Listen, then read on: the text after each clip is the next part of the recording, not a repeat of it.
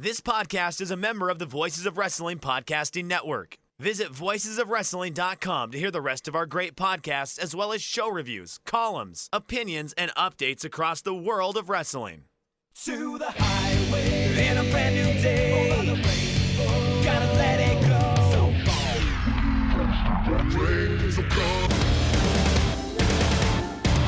Fast to freedom. Stars tonight together. Here everyone is singing.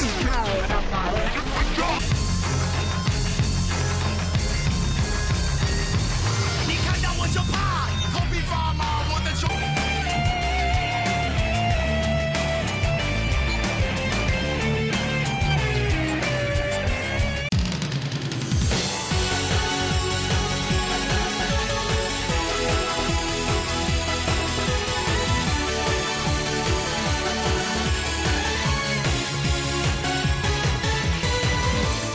Welcome back to Open the Voice Gate, Rewind and Rewatch, covering Bushido, Code of the Warrior, from October 29th, 2010 from Fall River, Massachusetts.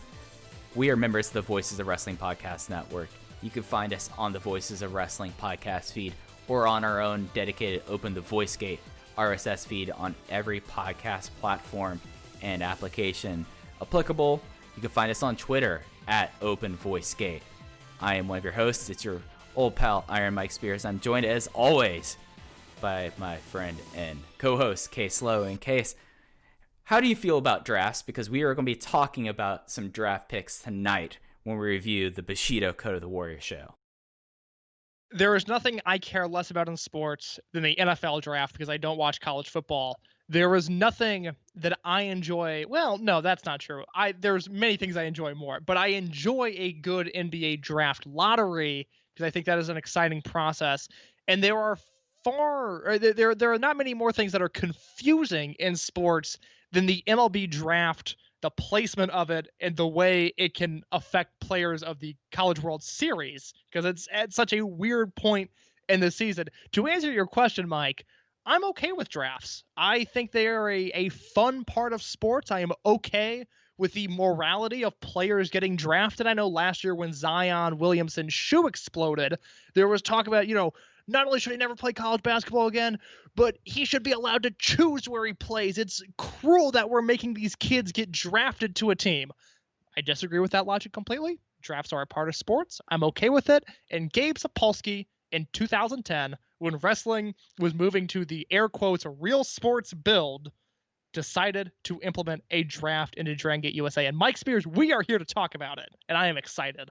I feel like that we should have like the NFL draft music playing as we do this, but that requires a lot more work, and I don't think we have the rights to have that music here. I was going to say, you do post. You knock yourself out with that. That is a Mike Spears project. I more don't want us to get dinged on YouTube when this goes up on YouTube. But yes, smart man. It is a time where, after about a year of Dragon Gate USA making a big thing about having Western people in their units so they can have American representatives or just Western representatives in their units as they're doing carryover here, Gabe decided that we needed to have a big old dumb draft, and that will be part of what we talk about when we review Bushido Code of the Warrior. But, one of the more fun things I feel like I've been exploring as we're doing this series, and I feel like I say this a lot, is when we go back and we kind of review how things were and the passage of time between Dragon Gate USA shows, because it's kind of wild to think, but we're already in the last weekend of Dragon Gate's year in 2010. This company and this project, for all intents and purposes, is almost a third of the way through. And we have a lot to talk about going from the end of Way of the Ronin in late September to the show in late October. The wrestling world changes, Dragon Gate changes, and DGUSA changes a lot too. So, Case, where do we want to start off with this timeline? To start off the timeline this week, we have to go all the way back to July 20th of the DGUSA Newswire, when Gabe Sapolsky ominously types, "The Big Four are coming." And then a week later, July 27th, the Big Four is announced as essentially 4 shows that Gabe is running within a few weeks of one another. It's the Midwest dates we talked about last week, September 25th in Chicago and September 26th in Milwaukee. And then a month later, in Fall River, Massachusetts on October 29th and October 30th in Rahway, New Jersey. Gabe notes that in the announcement for the Big Four that Bryan Danielson is already set to face Yamato in Chicago, and he says that is just the start of what's in store for the Big Four. But as we know, by the time we hit Chicago and Milwaukee, Bryan Danielson was on his way out of the company. We saw him wrestle Yamato in Chicago. We saw him wrestle Jon Moxley in Milwaukee. And more importantly, on that Milwaukee show, and it's addressed on the October 4th Newswire, Bryan Danielson made one final phone call as the American representative of World One before going to WWE. He arranged a tag team partner for the Open the Freedom Gate champion BB Hulk. In Hulk's war against Kamikaze USA, Bryan has called upon one of his toughest rivals, and that man is Homicide, which, given the landscape of pro wrestling in 2010, the trials and tribulations that Homicide had, the grandiose marketing for Gabe Sapolsky standards around the Big Four, and the fact that the angle that ended up becoming Homicide's entry into the company was a phone call made by Bryan Danielson. Mike, I can't help but feel like when Gabe Sapolsky was typing the Big Four are coming on July 20th, 2010, that he expected Bryan Danielson to be on these shows. Yeah, and I also, when you look at how the show was laid out, you could see how some things drastically change, and you have some matchups here that I don't think were his first draft matches. And with Homicide here, things change really drastically in a very kind of weird way.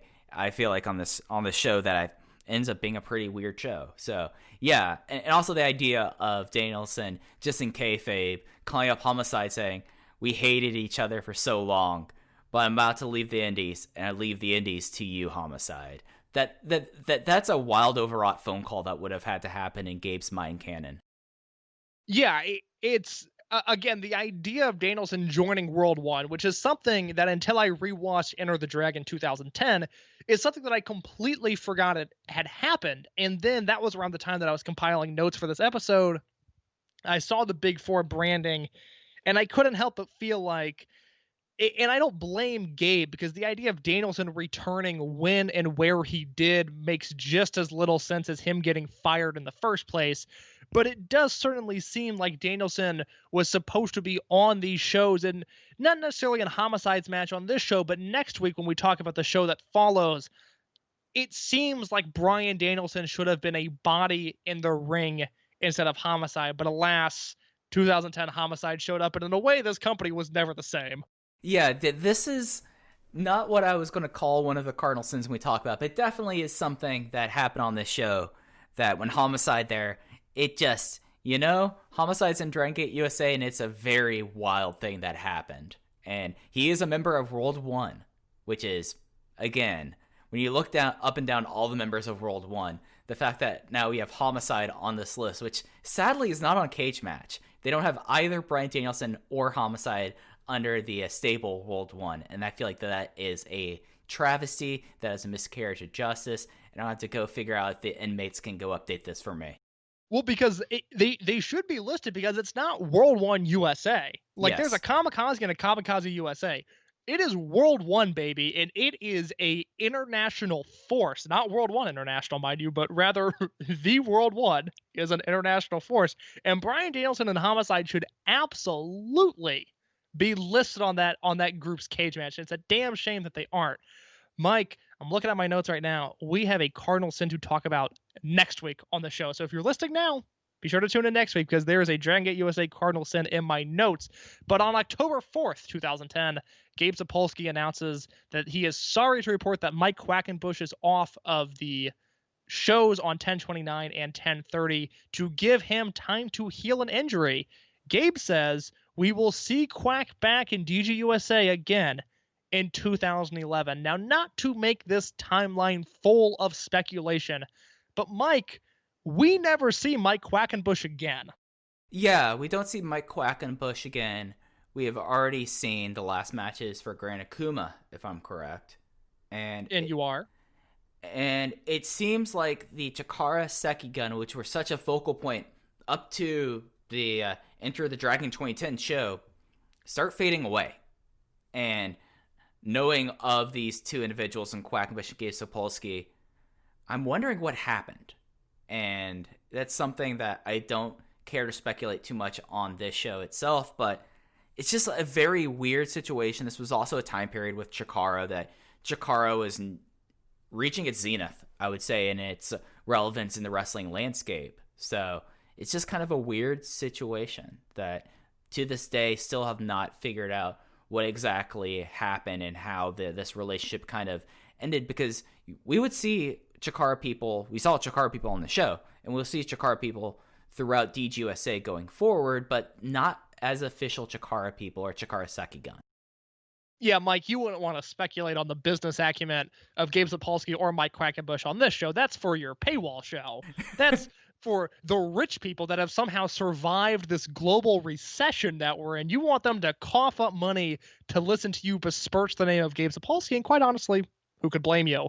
But yes, Quackenbush is off of these shows despite the fact that he works the weekend before these shows and the weekend after these shows, and the fact that Gabe Sapolsky is giving him time to heal an unspecified injury, whereas in the case of Dragon Kid, or in the case of even Jigsaw, who was hurt on the Midwest shows beforehand, there is a very specific injury given, and there is a timetable given. Here, Quackenbush is said, we'll see him again sometime soon. There's references to Chikara Sekigun in the notes leading up to the show and the newswire leading up to the show, but we never see Quack again. We slowly see Chikara talent being phased out of the promotion, especially after this weekend, because Akuma's gone. And while you have the Osirian portal here, their run is thankfully brief. So Bryan Danielson is gone. Mike Quackenbush is gone. Jigsaw and Grant Akuma are gone.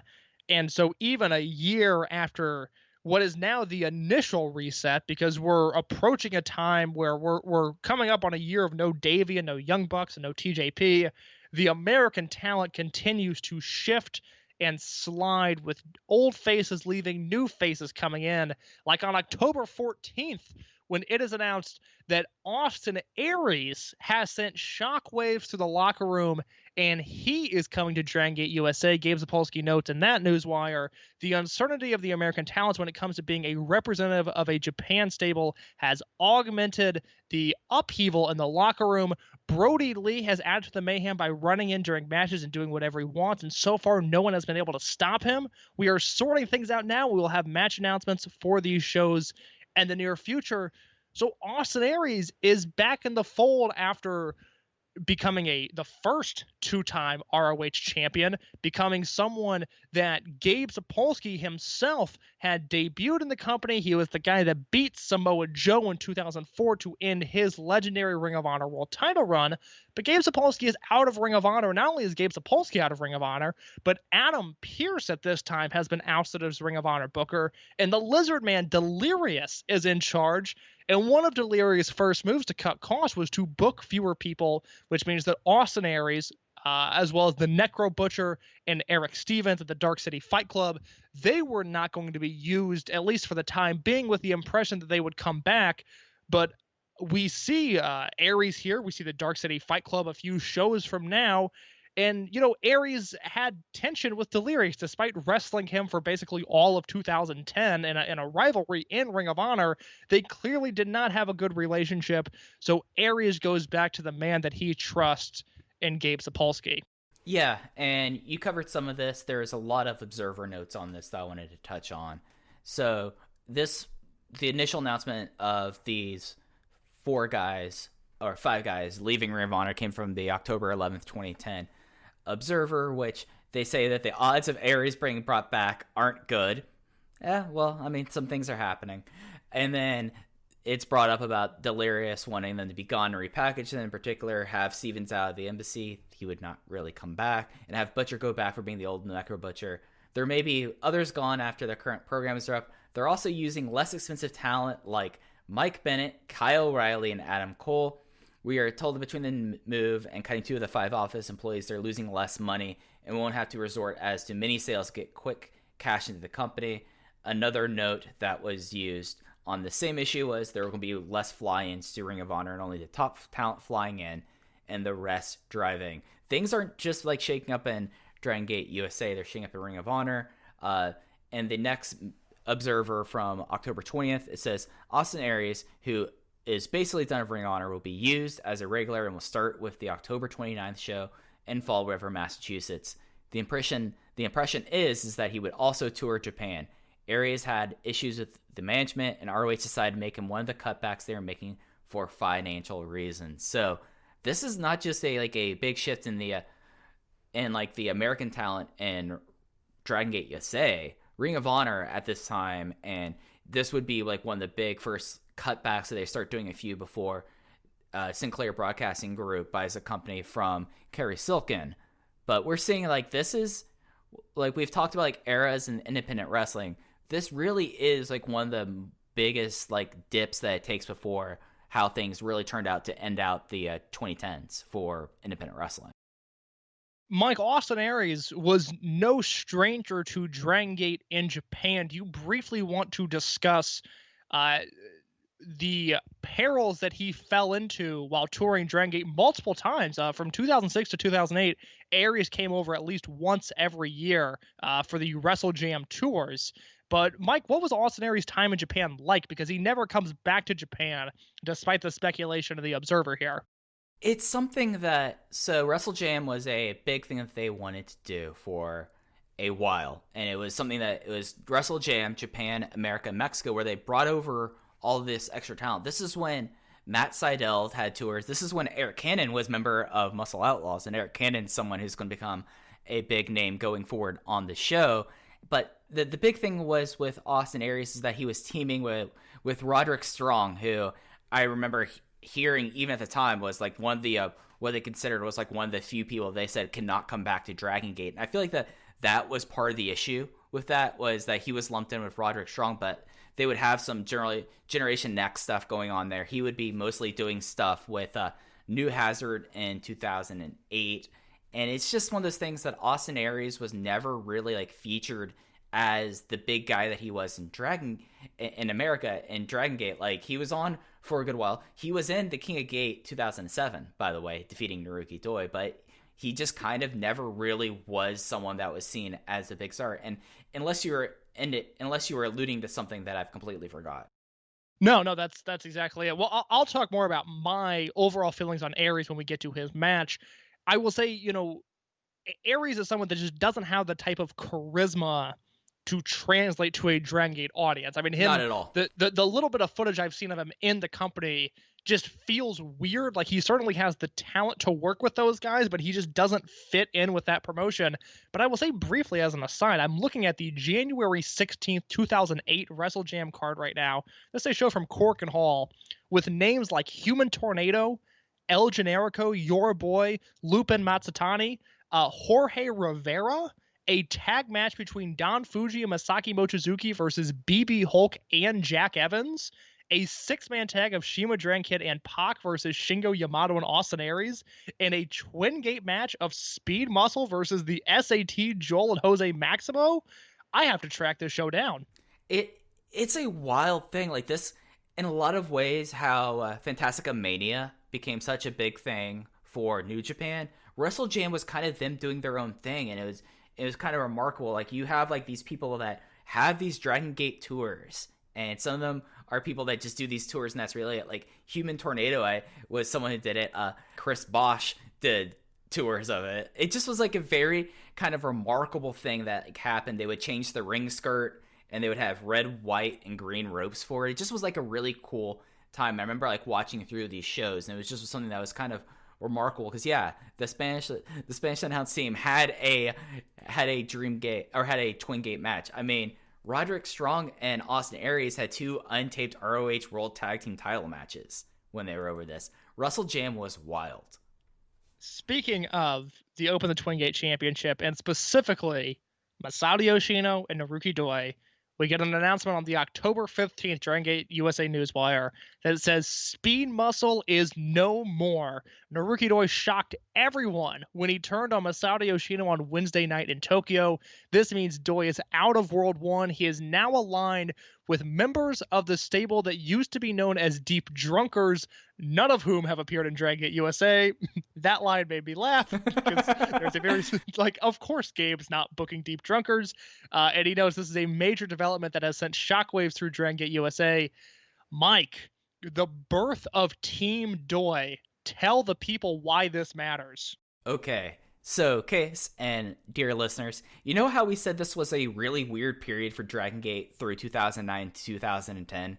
That's because this is the first match that sparks the flame.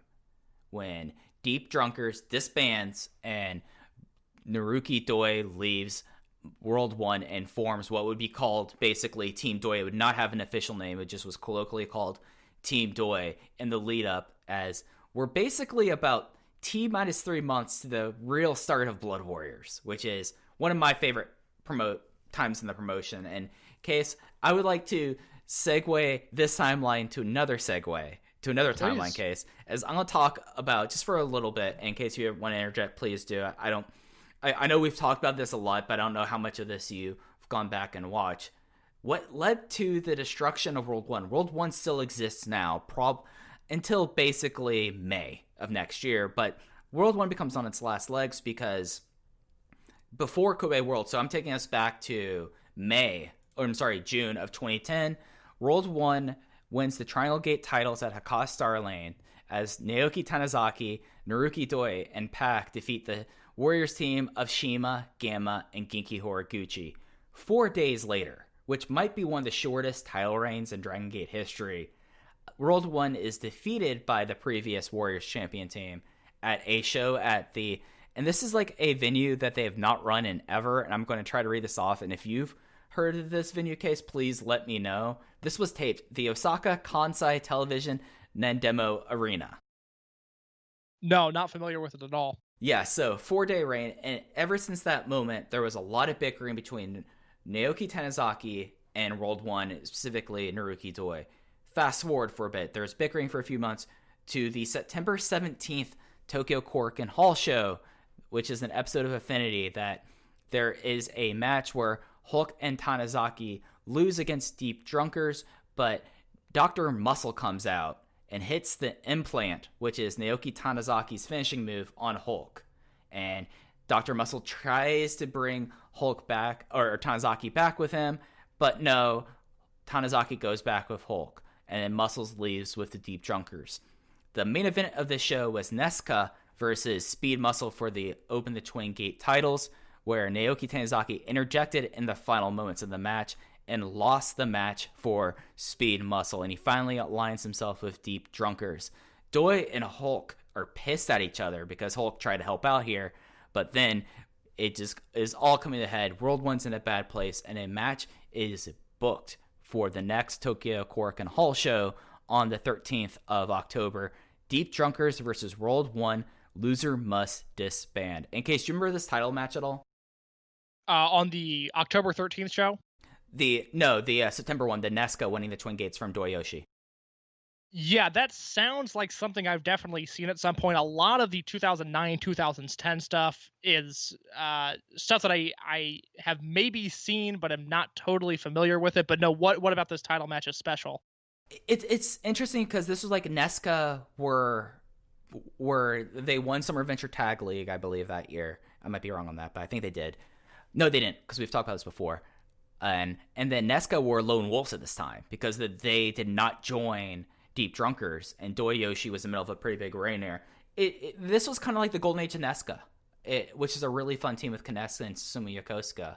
And this is like the thing, like if I was ever going to make a comp tape of Blood Warriors versus Junction 3, this is the first match you'd really have on it. Before Tokyo, we're going to go to Kobe Sembo Hall, as there's a triple threat match that's booked between Tanizaki and Doi and Hulk, a triple threat match that still does not happen too often in Dragon Gate. Tanizaki wins after shenanigans, pinning both Hulk and Doi. And for someone like Naoki Tanizaki at this time, big wins, because Naoki Tanizaki was someone that basically his ceiling was as Brave Gate champion. He suddenly pinned his two former partners, including the former Open the Dream Gate champion. And now we go to October 13th at Tokyo Korakuen Hall, where World 1 survives the latest Loser must disband match after a bunch of heel misfires as Doi gets the V9 clutch on Yasushi Kanda. Because this is kind of a flash one, Naoki Tanizaki argues that Deep Drunkers should not disband because how questionable the finish was. They continue to brawl, but at a moment that I know has been in Infinity Opens and in music videos for a long time, Masato Yoshino holds up Naoki Tanizaki for a Bakatari sliding kick, but Naruki Doi connects with Masato Yoshino. He grabs the microphone, claims that Yoshino, who is still fresh off his Open the Dreamgate win, should not have happened because World 1 was supposed to be him and his minions. The unit was supposed to be about Naoki Doi. Dr. Muscle, who was at ringside of this match, revealed himself as Takuya Sugawara. Doi announced a new heel group with him, KZ, who recently turned heel as well, Naoki Tanizaki, Kanda, and Sugawara. Kenichiro Arai, who was nominally the winner of Deep Drunkers, but really, at this time, he was already sliding his way out of the company at the time, argues that Deep Drunkers lost, they shouldn't just start a new unit with Doi added. KZ reveals that this is a new group, and Arai will not be a part of it. Doi goes out to cut Yoshino's hair, but Nesca runs out, which starts their future, not immediate, membership into World 1 for the save. Later, Naoki Tanizaki challenges Shima for the Triangle Gate, and we have Team Doi. This is a lot of information, but it is crucial to not only the structure of Dragon Gate in 2011, but Dragon Gate USA becomes drastically different in 2011, and it starts with this angle in Japan that begins to splinter World 1. We will soon see Kamikaze begin to fragment, and before you know it, Blood Warriors will be a thing. Blood Warriors, by the time we do our first episodes in 2011, Blood Warriors is a thing, which is so wild. we'll be dissecting that quite a bit, because that is the beginning of a golden age of the company in Japan, and at least from the footage I've seen, which is 95% of these shows in 2011, a golden age for Dragon Gate USA. But yes, Team Doi forms Doyoshi, Speed Muscle, the team that has been responsible for the Shingo and Dragon Kid tag match, the Shima and Ricochet tag match. Yoshino's had a handful of great matches on his own. Doi's had a handful of great matches on his own. They are no more, so we see another structural change to the roster. And then on October 18th, Gabe Sapolsky announces that sumo legend Akebono will be making an appearance in Dragon Gate USA on both the 1029 and the 1030 shows. He puts him against Brody Lee on night 2, and then on night 1, Gabe says to make things even more interesting, Brody Lee and Akebono will be forced to team in Fall River, Massachusetts. Why are they teaming? Simply, we couldn't resist putting together the biggest tag team to ever hit independent wrestling in the United States. So Akebono, who had history with Dragon Gate, was a former Open the Triangle Gate champion, mind you, comes to Dragon Gate USA for 1 weekend. Mike, do you have any thoughts on this? Yeah, so this is bizarre. Yeah, that's a nice way of saying it. It's bizarre. It's something that we're going to get to in a little bit. This Bushido show is the start of a new era in Dragon Gate USA, and this is announced later, and it's more it's already announced, but it's more dissected later when we get into talking before the show. This was kind of like a big attraction having Akebono here. I mean, especially like he is someone that it's kind of weird to talk about, something that he's someone that I don't think he's still doing so hot after he had that pulmonary issue, but he was like such a big figure in Puro for most, basically up until this happened. Like he just was like, because he was the first ever non-Japanese Yokozuna, and him coming over here, I remember he had that really weird sumo match with Big Show. Really weird. So like him having this here, like that's a big get, but it's not necessarily a big get for American audiences. Him being in DGUSA probably meant more back in Japan than it ever meant in the United States. It's worth noting that at the time this was announced, a note in the Observer from October 25th, things don't look promising as both of the 1029 and 1030 shows had ticket sales with 40% off all ringside as long as you purchase at least 2 tickets except the first row. And this is from promotion that when it started, one of the mistakes they tried to learn from Ring of Honor was ticket sales. So Remember how we were talking about initially they wanted to get about 700 each time, and then they want to get 500 for one show, then 700 across 2 shows, and now they're having to do a massive ticket sale to get people in the building for this weekend of shows. On a card that, on paper, and the results varied in terms of success, but the main event of this show was BB Hulk versus Shingo Takagi, which we'll talk about the importance of that happening in America when we get to the match. But this is a pretty loaded show on paper, and the fact that this struggled to draw is very concerning. Now, another element of that may have been the fact that, and this was announced first on September 8th, that DGUSA was partnering with Go Fight Live to go on iPPV, and that the first internet pay-per-view in the Dragon Gate USA history would be this show, Bushido Code of the Warrior 2010. Mike, nothing makes people have a more visceral reaction, even a decade after the fact, than the 3 words that are Go Fight Live. So talk to me a little bit about Go Fight Live as a whole, and then the success from the success or the failures that this show had from the technical side. We'll get into this now so it doesn't distract from the matches that we talk about later. Yeah, so luckily, just to say this now, the versions that are now available of Bushido Code of the Warrior do not have these technical mishaps, because Go Fight Live, and we talked about it a little bit when we were talking about Ring of Honor's initial foray into iPay-per-views. One of the biggest things that has changed across the last 10 years has been the ability of wrestling promotions to now use internet distribution.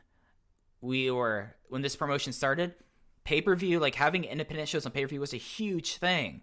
Like talking about the G-Funk deal, but then very rapidly, it was just such a encumbrance that Go Fight Live, which I think at that time was mostly known for doing like C and D level boxing and MMA, had an opportunity that they would be able to stream these shows live on the internet.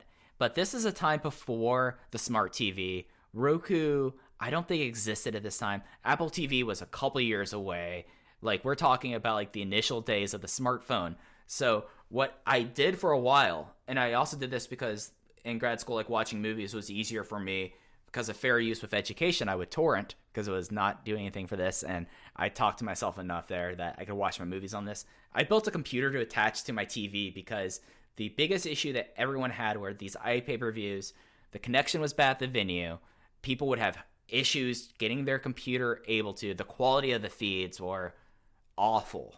But the thing is that you'd want to do it because I'm looking now at the Observer notes from when they announced this, and this is something back in the October 4th Observer saying that they're looking to change things up with Dragon Gate USA. They're going to run seminars running iPay-per-views to defray the heavy costs of flying in Japanese talent. If they can get 500 to 700 buys on the internet pay-per-view, it makes a major difference in finances for a show. They're also having people drive more to show and less fly-in. So again, the dip that ROH had was not just at ROH. This was across the landscape. And I remember we were talking initially, Case, that G-Funk, I think it was 3,000 to 5,000 buys on pay-per-view. Was it that they were hoping for, Case, right? It was something that I found to be even shocking. It was shockingly high for, yes, it's, a television pay-per-view deal, but we're also talking about a company that can't draw 400 people to a show, and they were expecting these astronomical buy rates that never made any sense to me. Yeah, so 500 to 700 buys. I think it's also dealing with how the splits were with this. I don't think Go Fight Live took more than like 30%. I don't know the exact numbers, but for G-Funk deal, they were not getting as much there, so you're able to do this with 500, 700 things, and there would be a lot of technical issues with this first show. The main review we have going off of this is actually Vincent Verhey on Figure 4. There was issues with how they would try to do backstage promos where they couldn't hear it. Commentary would drop in and out, and the video would be issues, and then there just would be problems with these connections because they were sending video feeds at like a level. And this would be an issue basically till about 2013, 2014 with iPay-per-views, especially as soon as like the OTT service replaced the iPay-per-view mostly. Like Fight TV is great. Fight TV works wherever it is, but for like the first few years, it was always a sticking point with a lot of people to order iPay-per-views because people would connect their laptops to their TV, or they would try to find some way to do it, and it never was a super pleasurable experience. This is something iPay-per-view specifically, whether it's Go Fight Live or the WWN Live platform that is implemented in a few months, this is something that will be talked about on pretty much every episode as we continue, because like Mike said, this was a major issue until late 2014, 2015. Yeah. And even then, into 2016, I remember having issues on WrestleMania weekend streaming stuff. But the point is, 2013, which is when I really dove into independent wrestling, part of the discussion was, can you trust iPay-per-views? Is this a feasible business model? Because there are so many technical concerns. And when does this promotion end, Mike? It ends in the spring of 2014. This is an issue that lasts until the very last weekend of the company, where I had firsthand experience being plagued by iPay-per-view issue. This is something that is not going to go away no matter the platform it is streamed on. Yeah, and this is not one of our cardinal sins, because this is something that is out of Gabe's control.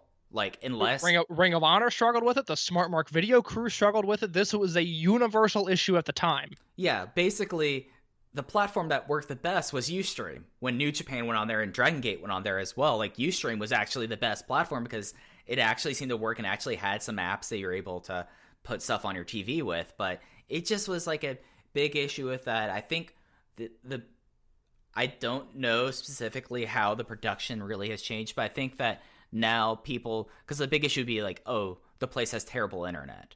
And cell phones, you weren't able to like hotspot your cell phone and go 5G. We're not 5G Corona Troopers here, Case, and I'll fight anyone who is. But that was a huge change because you're able to send the data there because you'd be relying on these venues. Like, do you think that this venue in Fall River, Massachusetts had high-speed internet other than for like their POS sales? No, I mean, I saw an Evolve show in Summit, Illinois in 2017, and now that I think about it, I'm pretty sure there were iPay-per-view issues with that show, and you know why? Because it was a gym in Summit, Illinois. Now, that is why so much of this gets thrown back on Gabe. I mean, it's the mixture of how's the stream and the China video, and the fact that, yes, all of the companies were having issues with this, but Ring of Honor was at least able to run the Hammerstein Ballroom. Now, yes, they had issues there, but it was at least the Hammerstein. But Gabe, we will talk about it time and time again, these venues that he chose to run, whether because it was the only thing he could afford or because he was trying to save some money, we do not know. But the fact is, like, oh my God, some of these venues he chose to run, of course he didn't have high-speed internet. They're basically on the outskirts of society. I mean, Summit, Illinois is in the middle of nowhere. Like, of course there's no high-speed internet.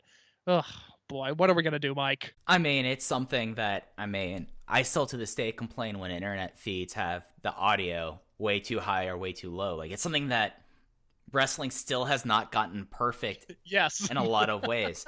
But it's worth noting that, just fast forwarding to what the report Dave had after this week in the shows from the 11:15 Observer. So they were wanting about 500 to 700 buys. They got 800 approximately. So did pretty well with that there. It was said that internet numbers were in the range of 800, a little below what ROH opened with. ROH in parentheses has grown steadily from 900 to 1,400 on the most recent show. But even with those costs, the cost of iPay-per-view is so low that it's profitable, even though it's not that profitable with these numbers. And a note to keep going forward, a huge key for the company is how the DVD sales go for Christmas. Another comment there from Dave in the post thing here is that the technical problems in the opening match saw commentary soundtrack be about a minute ahead of video. Things ran smoothly, and he was optimistic. He noted that the advantage of internet pay-per-view is that Dragon Gate fans in Japan can buy them, and he was hoping there'd be a good amount of replay buys in Japan since the live show aired in the early morning. And then one last note on iPay-per-view here from Gabe Sapolsky and Dave Meltzer. Sapolsky noted that when the pay-per-view contract comes due, they may not renew it because of the time lag before they air, which also leads to a time lag contractually for being able to release the event on pay-per-view, with the idea of pushing the pay-per-view as clearly the major event in each weekend. And this is something that happens. G-Funk will be out of the picture. I think the last G-Funk show is from... Is Untouchable 2010 the last G-Funk show, or do we have one more? I think that we have one more. There's at least one United show Right. That is, but I don't remember if it extends to WrestleMania weekend 2011 or not. I think it might. Just looking through the results real quickly, I don't think it does. I think WrestleMania weekend is it. The last one is, it looks like the last one is Untouchable, or is Uprising 2011 is the last one. No, I'm sorry. This is great audio. I apologize. Well, United We Stand, which aired United in We Stand, you're right. March, is for sure one. And then I think it's United We Stand. We will circle back to that because I am not sure either. I thought the Atlanta shows happened on aired on pay-per-view as well as like a combination of the two shows. It might have been, but yes. But this is something they're going to move away from, and we're going to see the iPay-per-view weekend. We're still going to have one DVD, now one. The pay-per-view show was going to be, now is the iPay-per-view thing.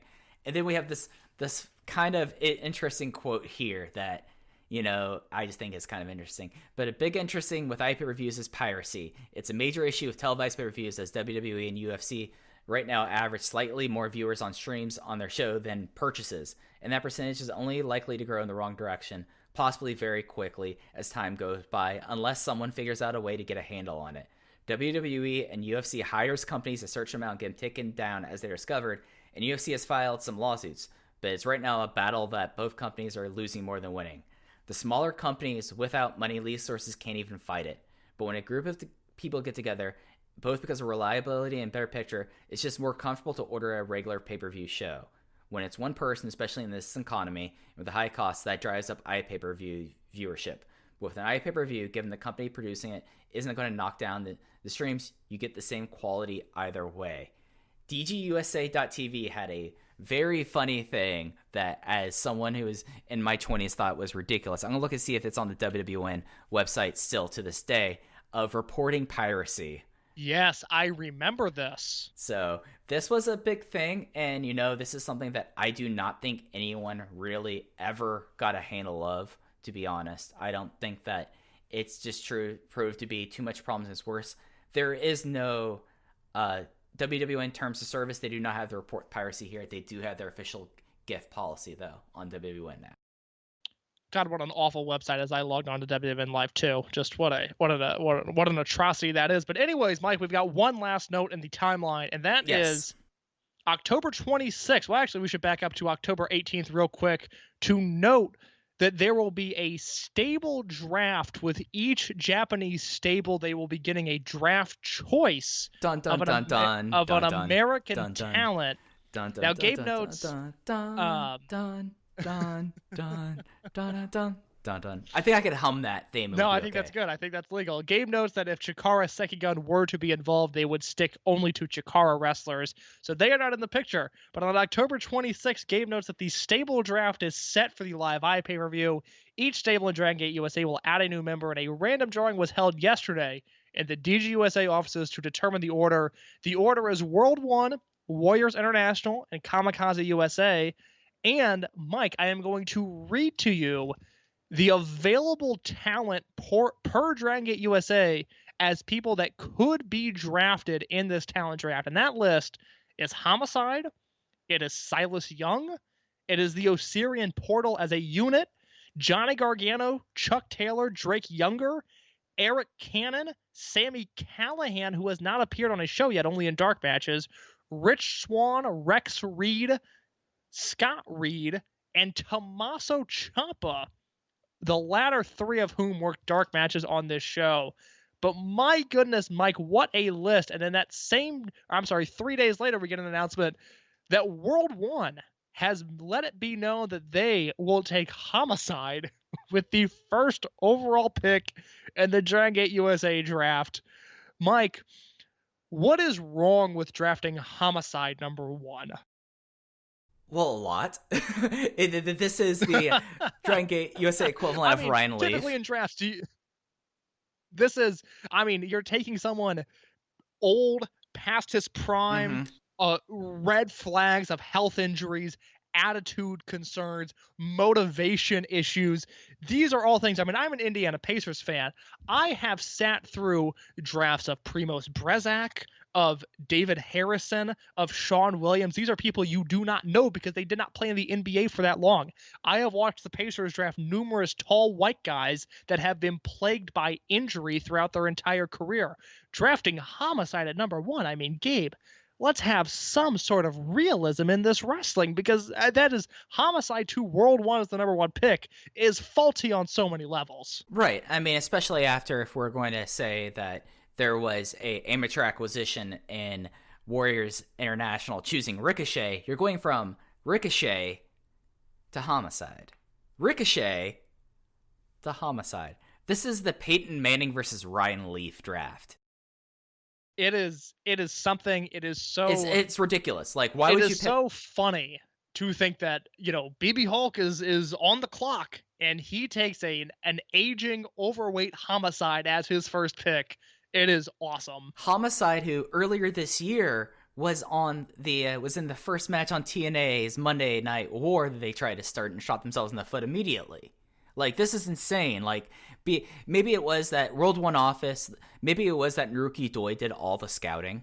Like, he was the person that he had the books, he brought them in for the combine, and when he split, that then you're left with Hulk, and Yoshino's not going to be in any emotional state to be doing the draft. So it's going to be Hulk, Pac, and I mean, Kotoka. Like, those are your 3 people in the World 1 side who are in the draft room, and they're like, oh, Homicide. Pac, what do you know about Homicide? Well, he's a former ROH world champion, and that must be why they drafted him. That's the only justification if we're going to kayfabe out this draft case.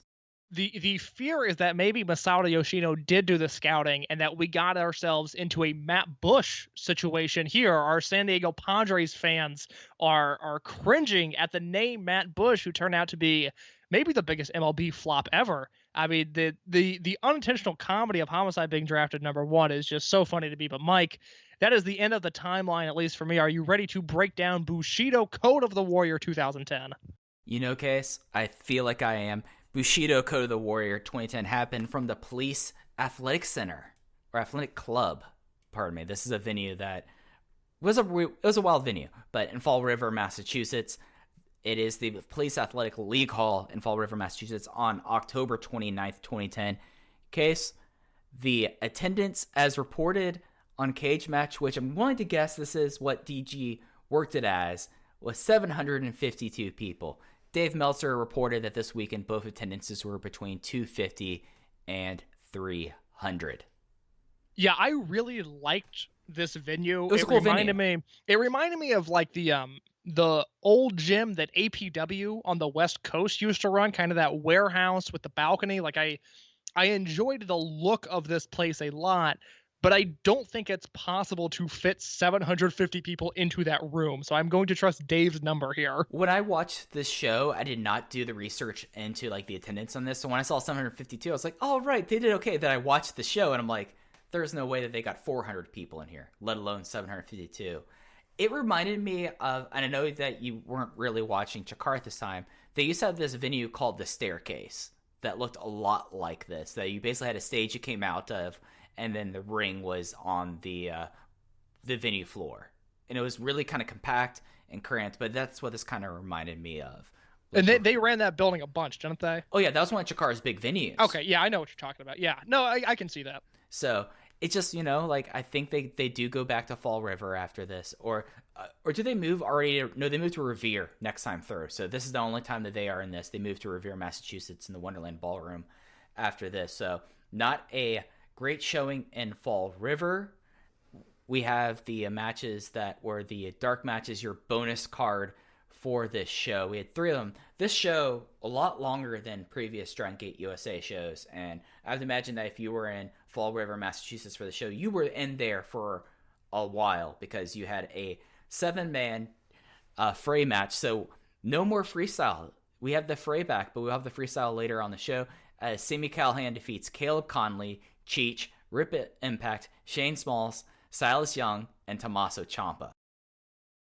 That's an incredible group of names right there. More names in the next match, Dark Tag match, with Brandon Webb and Matt Taven defeating Guy Alexander and Scott Reed. Scott Reed, what could have been? Matt Taven, I've seen enough. And then our last dark match, the main event of the bonus card, Vinny Marseglia defeating Ryan Waters. I hate Northeast wrestling scenes. God, they just suck. Yeah, so that was the bonus card. Oh, how history repeats itself. So we start the show and the pay-per-view with the Spike Mohicans coming out talking about that this is their first iPay-per-view, and Shima is very excited about Ricochet, and he wants a new member of Warriors. As we start, that goes right into a 4-way freestyle. So we have both a fray and a freestyle on the same showcase. Hey, look, the bonus card is not dark matches. Okay, the bonus card is a show to itself, and if Gabe wants to throw a gimmick match on the bonus card and a gimmick match on the main show, he has more than every right to do so. That's fair. So the 4-way freestyle was Ricochet versus Eric Cannon versus Johnny Gargano versus Chuck Taylor. Chuck Taylor continues his winning streak on the 4-way freestyles as he gets the pin on Eric Cannon with the awful waffle in 9 minutes and 46 seconds. And again, like, we're seeing what I feel like are decreasing returns with this match, but I enjoyed it a lot. So I like this a lot. Chuck Taylor continues to win every 4-way match that he's in. It's a few things jumped out at me. One, Johnny Gargano, since he came into the main show universe in November of the prior year, so we've now seen a year of Gargano kind of being filtered in and out of dark matches, and then he's in the fray on the Open the Freedom Gate show where they crown the first champion, and then he's doing some promo stuff, and he's on the shows in Toronto but not wrestling, and then by the 1-year anniversary show he becomes a main roster guy in Wrestle Shima. We had seen a year of character building up to this point, but the one thing that jumps out here is this is Gargano's time to do moves.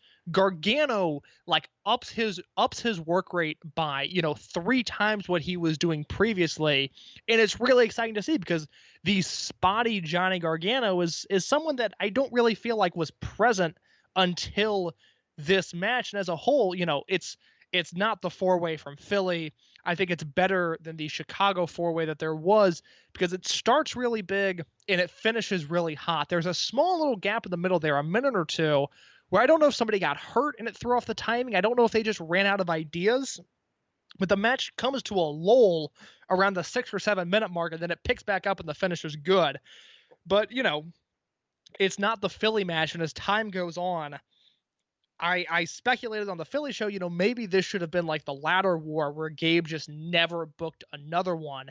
And it's hard for me to begrudge Gabe because, again, you can't get 400 people in the building for this show. You need matches that will draw. And this is essentially the Philly match, but with Johnny Gargano in there instead of Adam Cole, which, Gargano was becoming a star in the promotion at this time. I understand the reasoning behind doing it. But the more 4-ways we see, the more it dulls the legacy of the Philly match. Despite the fact that I gave this 3 3/4, it's just not the same as that first match. Yeah, and this is a match that really was ahead of its time, but not as ahead of its time as the Philly match was. I thought that, especially for someone like Gargano, he really kind of came to his own. There was a lot of really good counters in this. Chuck Taylor had an insane Top Con Hello, where because of how compact everyone was, there's maybe 3 feet between the ring and the barrier that they all go flying into the 3rd row. That was insane. I went 3.5 stars. And again, this was just I think that having this match as an opener is very smart if you're not so protective of this being like the Ladder War, like you think so, like you argued. And I think that's becoming more true as we go through the series, that they caught fire once and the fire is starting to go out a little bit each time. The awful waffle he gives to Eric Cannon looked like it sucked. Yes, but Chuck, that's the thing. I've always said Chuck Taylor is underappreciated as a worker, which is partially his fault because he disguises himself as a comedy wrestler when in fact he's very good. But the dive you mentioned and then the awful waffle, his offense looks really refined for a 2010 indie worker. Chuck, his stock continues to rise with me through this series. And it's one of those things that I'm going back through my notebook, looking at the results and with Chuck Taylor in it. Chuck Taylor has not been in a bad match in the promotion. No. And it's kind of remarkable. And, Eric Cannon's kind of becoming a little bit of the glue of this. Like, if he's the ring general in this, he might not be. And then, it just worked out really well. And I thought that this was a very solid opener. And I get why you do this kind of opener.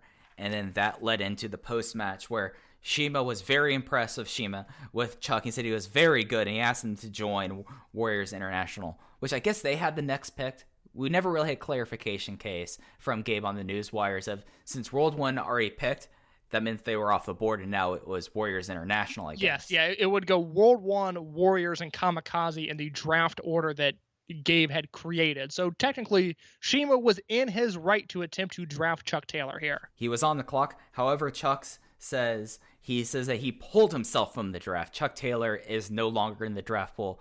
I guess maybe for like the next 2 hours, he was thinking about re-entering the college ranks. And then when that happened, Johnny Gargano begged to join, but Shima looked creeped out and left the ring. I mean, he was basically begging, pleading on his hands and knees, and Shima did not go for that whatsoever. The Gargano Shima stuff is so good. Gargano's character work has impressed me so much in this series because he's still so young at this point, and all of his being intimidated by the Japanese talent and just wanting them to like him is a gimmick that I don't feel like there's been a ton of in wrestling, of like this dying acceptance for like a group of people in the way that Gargano was doing it. I still point to the segment he had with Mochizuki and Doi in Ontario as like one of the most entertaining in-ring segments that Sapolsky has ever produced. I mean, it's really good angle building for Gabe. And then he has another moment here with Shima where he is dialed in as a character to a point that I'm just really impressed with. Again, Johnny Gargano, only 22 doing this. Good for him. Yeah, this was great. Then we went backstage where the crowd was chanting, "We can't hear you," or John Moxley saying this was it between him and Jimmy Jacobs with no shenanigans. Kamikaze USA does not care about the draft whatsoever, so Kamikaze USA will not be drafting their next member tonight. And the crowd, audibly over the house mic, you could hear them chant, "We can't hear you." So just to review, Gabe Sapolsky says one of the focal points of this iPPV, and one of the reasons you should buy it, is to watch the stable draft that occurs. And what we have is, before the show even occurs, he announces that Homicide is the number 1 pick to World 1. In the first match, Shima tries to pick somebody, and he says he's withdrawing from the draft. And then in segment 2, John Moxley says Kamikaze USA is not taking part in the draft. So why did you promote it the way you did? It annoyed me to no end. That, I mean, it was, not bait and switch, because I don't think anybody's buying a ticket to this show to see the draft. But that was a selling point, is come see these great matches, and there's going to be a draft. And Gabe fails on that promise completely. It's just ridiculous. I mean, you have 250 people at this venue, and you're trying to say, like, hey, we're making the draft into such a big thing. Within the first 20 minutes of the iPPV, you've made it null and void. You made it pointless. And it'll become more so. Yes. So it's just frustrating, and it's one of those things that when I ordered the show, I never had that other than the audio thing. I remember my Go Fight Live when I was reading a review. I was like, wow, sucks for you all. It was okay for me. Maybe I lucked out here, but, this had to be an incredible displeasing thing as a buyer to to like an extent that if you really want to look at a point where like they first start dipping a little bit again, you kind of have to point with what they put forth this weekend as the start of that. Oh, there is a definitive, I think, just buzz around the company. I mean, at least the way it's remembered 10 years after the fact. I mean, nobody's talking about Bushido or Freedom Fight. And the United shows that come up at the beginning of 2011, they only have so much buzz. I mean, like I said at the top of the show, I really like 2011 as a year for this company, but nobody's talking about 2011 Dragon Gate USA as, this great in-ring product, even though it was. Again, they talk about the first year of the company, and then they talk about what went wrong, and iPay-per-view issues were a reason for that. I'm not gonna watch the shows. It's not gonna work for me, and that is so frustrating. Just as someone that cares about the Dragon system, to realize that people were not watching the shows because they didn't know if they would be able to watch a show without technical issues at some point. And it's something that I still to this day think Gabe is terrible at iPay-per-view. Like, you would go fight live, it would be like, imagine you watch this first match with all the issues, you couldn't hear what's going on here, you're going to want a refund. And it's a ridiculous system that Gabe to this day still has about iPay-per-view refunds, even though like he's gone to his own OTT service, that no wonder people fell off this like a rock. Like they got 700 buys for this show here. That's, I don't think, other than like WrestleMania weekend, they came anywhere near close to that after this. Like, this was a poor first effort. Some of it was their own creation, and some of it was just the technology was not where it needed to be. And that's something that, sadly, Dragon Gate USA would not live to see the internet and mobile uploading and all that being to a point where it could thrive or still carve out its own little niche there. So, any more thoughts for iPay-per-view before we get into until we get into Rich Swan versus Homicide? No, I think another reason that business dipped is because people had to sit through this match. Yeah, so next match was Rich Swan versus Homicide. Homicide as the new member of World 1. Homicide defeats Rich Swan in 11 minutes and 25 seconds with a lariat. And Homicide comes out, and BB Hulk has a World 1 towel that, when they made the towels for that run, that merch run, it was like this light green that no one could pick up on. Impossible to see. Impossible to see. And he holds up the wrong way first. He flips it around, and he finally gets it. And then Homicide at least gets like the good idea. It's like, oh, I'm going to use this as like a face scarf, and puts it across his face. And that's the highlight of this, because this match sucked. So there was Ken Doane versus Too Cold Scorpio on the first show. Mm-hmm. That match, at least, like, you have Scorpio in the arena, and that is the reasoning behind it. So I understand that. You have Brian Kendrick and Paul London versus Jack Evans and Jimmy Jacobs from Mercury Rising and Phoenix. And that match is bad, but Kendrick is out of the company after that. London never returns, Jack never returns, and Jacobs improves drastically after he is done with that atrocity. And then you have Homicide versus Rich Swan, where we are about 90 minutes away from Rich Swan becoming a focal point of the company and the young talent that is going to push Dragon Gate USA into the future. And you have Homicide, who, I love Homicide. I think because of the way Ring of Honor continues to mismanage their archives, Homicide has actually become historically underrated because not enough people have watched his 2003 run, not enough people have seen his 2004 and 2005 with Loki, and not enough people have seen his title chase in 2006. One of the best stuff Gabe did was that title chase. It's unbelievable. So there's a generation of people that, if you weren't like me, who was able to watch a lot of Ring of Honor stuff through these Sinclair broadcast compilation DVDs that they would put out of Ring of Honor, and I only was able to buy those because as a teenager I was umpiring and made great money doing it and didn't have concerns of saving for college or student debt that would follow. I was just like, I have money, this is great, let me spend it on wrestling. Like, there's a generation that doesn't know just how good Homicide is, but you have to remember, I mean, by 2008 Homicide is kind of at the end of his rope health-wise.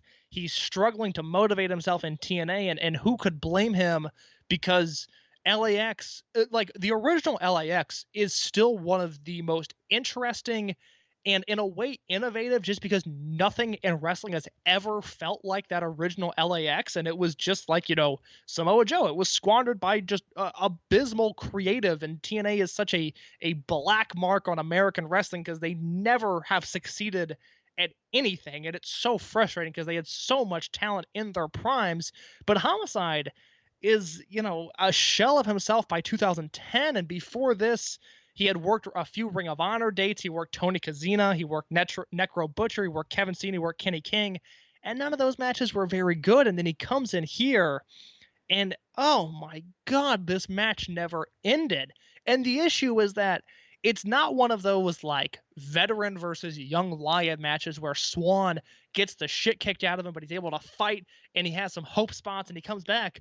Homicide just like slowly defeats Rich Swan in the most boring way possible. So when I think about the worst matches in Dragon Gate USA history, I mean, the Mercury Rising match is really, really bad. But Jimmy Jacobs was fine, and the rest of the guys never wrestled for the company again. Well, Brian Kendrick returned later, but in a much different role. And when I think about like Scorpio versus Dunn, like that match at least had a purpose. And again, like those guys were never seen again, but they are actively hurting Rich Swan 90 minutes before he is supposed to be somebody, on top of being such a dreadfully boring star and a half match. Mike, I think this is the worst match in Dragon Gate USA history to this point. And it's one of those things that, like, Homicide at this point already had his rep. He already was known as like this indie star of the early 2000s and the late 90s. So I mean, it's something that's kind of sad. You know, the lariat to end this match might have been like one of the worst match ending lariats I've ever seen, to be fair. Like, it just looked bad. Swan, he was so slow in this match. And like, it's again, like he had, he was beat up at the time. I mean, think about all the stuff he did in Ring of Honor, and then all the dumb stuff that TNA made him do. Like, he had no body at this point, and we're dealing with 2020 Homicide, who is, even less mobile now. But by 2010, again, we're looking at clearly a post-prime Homicide, and he's just not able to move around the ring in an efficient way at all against Swan, who is so fast and young and exciting. Like, it's just an awful matchup. And it's one of the things that the crowd loved Rich Swan. Like, yes. Like this crowd is probably like one of the first and earliest like really obnoxious indie crowds I felt like when I was watching this, because they just kind of were shouting and saying whatever they want. And they loved Rich Swan, and it just kind of like turned into something like, this was a match that I most liken to, like, I don't know how much you've gone back and watched these cases, but IWA Mid-South shows that went on forever, and there were matches for sake of having matches, and those matches would go on forever, and you look at it and you're like, oh god, I still have another 5 more matches on the show I'm watching. That's what this felt like for me. Yeah, that you know what, that is a very fair comparison of just an endless Ian mid-2000s IWA Mid-South show that has confusing booking on top of it. Like, it's everything that IWA Mid-South was. Yeah. Pointless. Yeah. And it's one of those things that, like IWA Mid-South, like, this match I went 2, which is my lowest rated match in Dragon Gate USA history. So, yeah. Yeah, 1.5 for me. I hated this. Yeah, so after this match, Austin Aries comes out while Rich Swan was still in the ring. And we get the first of really bad Austin Aries in-ring promos that he would become much more so known for much later. It's interesting. We did not talk about this promo before the show, and I was really curious to know what your thoughts are. Oh, it's what fucking your thoughts dreadful. were. That makes sense. Yes, go ahead, Mike. I think Austin Aries is one of the worst promo guys, especially in-ring promo guys, of the last 15 years. He talks about how he's a man of honor and how he's a free agent, how pro wrestling disrespects all itself, a lot of ROH shots, and like 8 minutes later he says, hey, Rich Swan, the crowd loves you. How about you come out here and you seem like a man of honor? How about you come out here and team with and watch this match and you become my protege? It took him like 15 minutes to say that. It felt like 15 minutes. The offer, just to clarify, was not to team with Austin Aries. The offer was to watch Austin Aries wrestle, which I'm sure in Austin Aries' mind was a great favor to Rich Swan. But yeah, there were moments of this promo where Aries is talking about how, everybody likes MMA and pro wrestling is looked at as a joke. And he says, the competition, the drama, and the pain are real. And it's this motivating, like, rallying behind pro wrestling promo that everyone in Dragon Gate USA was behind, because they're at a Dragon Gate USA show. Like, had this been done in TNA, it would have come across much better, because TNA was constantly mocking the idea of pro wrestling. But there's 250 people at this show to see Japanese wrestling on American soil. Like, they get the idea of this. And then to Mike's point, it went on for a very, very long time. So a rough start to the Austin Aries Dragon Gate USA run. Is he like one of the worst in-ring promos of this generation? Because I feel like he is. So here's my thing with Austin Aries. Speaking of guys that are underrated, I think Austin Aries' time in Ring of Honor is a very close second. Like, his in-ring output is that to only Bryan Danielson has him beat. And I really don't think the gap between Danielson and Aries and Ring of Honor exclusively is that big. When Voices of Wrestling did the honor roll a few years ago, I really considered having Aries as my number one because he's just there's so much stuff there. But I think just maybe because he was in the company for longer, like I think Aries has a better Ring of Honor output than Samoa Joe even. In TNA, right when I got back into wrestling in 2012, Aries was the guy on TNA, and I just loved him. I mean, Aries is one of my favorite North American wrestlers ever. I think he's brilliant in the ring. As a promo, I think he did great stuff in TNA, but so often, and it's, indicative of his personality. I mean, Aries seems like a miserable human to be around, and so many of these promos come off as self-righteous and pretentious, and like, I want to cheer for this guy, but he is giving me no reason to cheer for him. And this promo was the perfect example of that. It's just so much. So we had a bad match followed by this promo into a match I did not really care for whatsoever. So this is another bad hour in my mind of DGUSA. Not as bad as Ultimate Gate, but it was a pretty bad time for me as Masato Yoshino faced Austin Aries. 17 minutes and 59 seconds, he won at the Sol Naciente. In a match where I feel like that they had zero chemistry whatsoever, and Austin Aries did not really try or have any sort of urgency whatsoever and felt really out of his depth, I felt like, against Masato Yoshino, who at this time was the Dreamgate champion. Yes, non-title match. Yoshino was the Dreamgate champion. I did not realize it went 17 minutes, which is the issue with the match. Yeah, I mean, it just... It was too long because Aries they had wrestled each other before in high profile matches, not in the singles capacity, but they had been in the ring with one another. And it just seemed like Aries brought nothing to the table, which is not how I really remember his Dragon Gate USA run shaping out. But I had never seen this show or the show we'll talk about next week before. So I was curious to see how he was going to assimilate himself into this environment.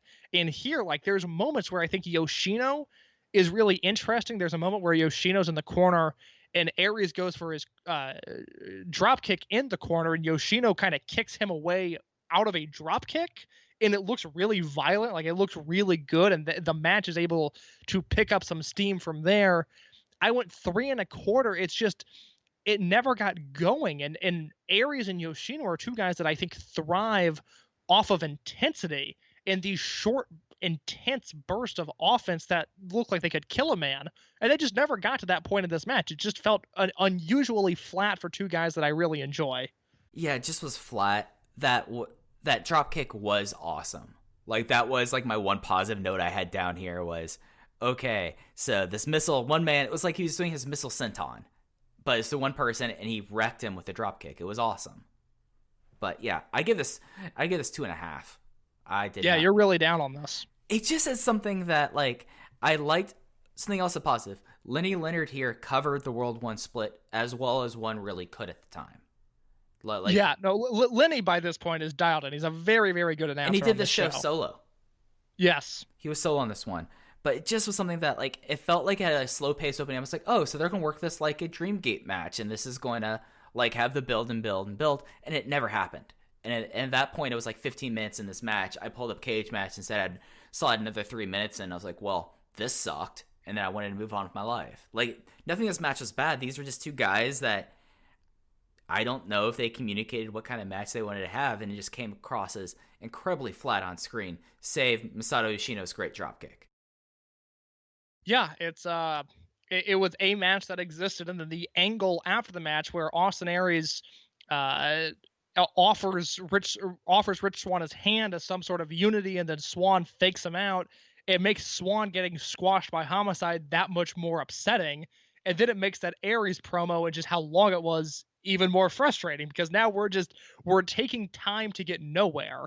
Yeah, like, it's just frustrating. The crowd did respond to saying you got swanned, which the one funny chant they did all night. Why was Rich Swan so over on this show? He was treated terribly. It's not like, I mean, he's from the Baltimore area and was working a lot of CZW at the time. I don't know of like Boston area companies that were booking Swan, but this crowd loved Rich Swan in a really weird way. Yeah. This wasn't like the charming Naruki Doi being the mayor of Milwaukee kind of way. It just was weird. Like, it just, it did not make... It almost felt disingenuous, which concerned me at one point. Yeah. It was just strange. Yeah. It was one of those things like you looked at and you're like, oh, why is this really happening? Okay. But then we had Gargano backstage begging Shima again for the spot. He's really hammering it home how badly he wants to be Shima's new protege and how he wants to join Warriors International. And then we had probably what I think was one of their best music videos they had, encapsulating the Jon Moxley and Jimmy Jacobs feud.